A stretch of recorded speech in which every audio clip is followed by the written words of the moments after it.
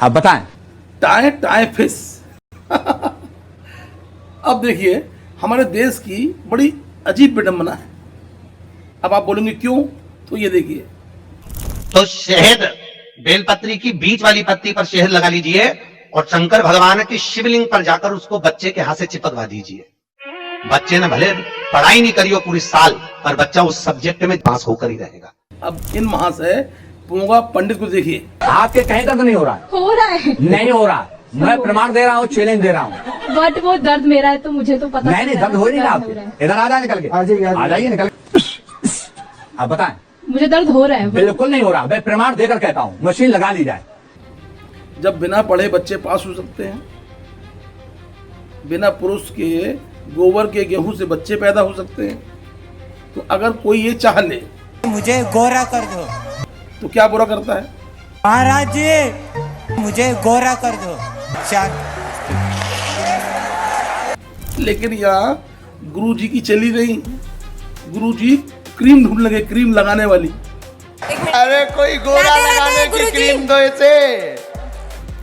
सनातन धर्म हमारे विश्व का सबसे प्राचीन धर्मों में से एक है, और ये हम सब जानते हैं और मानते भी हैं। और इसको बढ़ावा देने के लिए हमारे देश में संत हैं, पर अगर कोई संत कोई ऐसी बात बोल दे जिससे हमारा मन ही नहीं, हमारा सनातन धर्म भी लज्जित होता है। क्योंकि अब लड़कियां लाते हैं 25 साल की। अब 25 साल की लड़की 4 जगह वो मुंह मार चुकी होती है, सब नहीं पर बहुत।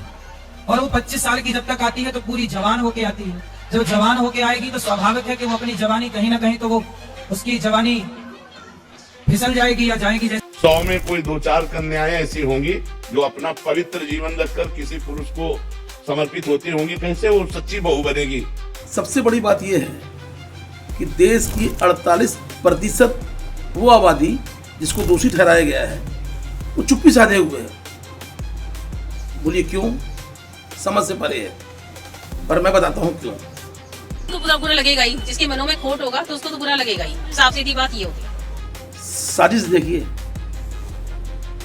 अब ये फैला दिया गया है कि जो महिलाएं इसका विरोध करेंगी वो चरित्रहीन होंगी। तो उनके लिए ये बात है, आई थिंक उन्हीं को ये बात सुन के प्रॉब्लम हुई भी होगी, और ये बात चल भी रही है मीडिया में, मतलब कमेंट्स में लोग यही कर रहे हैं कि जिन्हें जो ऐसे हैं उन्हें ज्यादा दुख हो रहा है। हाँ, तो मैं इस बात पे एग्री करती हूँ कि ज्यादा दुख उनको हो रहा होगा। ये एक साजिश के तहत ये बात को फैलाया गया है कि जो व्यक्ति दोषी होगा वही इसके बारे में विरोध करेगा। अब सब लोग चुप्पी साधे हुए हैं, क्यों? कि कोई नहीं चाहता कि मैं विरोध करूं और मैं उसमें शामिल हो जाऊं। मतलब विरोध करने वाले को चरित्रहीनता का सर्टिफिकेट देने का काम भी इसी समाज ने किया है।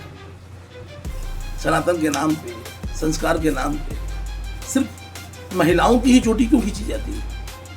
एक सवाल उन सभी से है जो चुप्पी साधे हुए हैं संस्कार के नाम पे, सनातन के नाम पर। कब तक आप सिर्फ महिलाओं की चोटी खींचते रहोगे?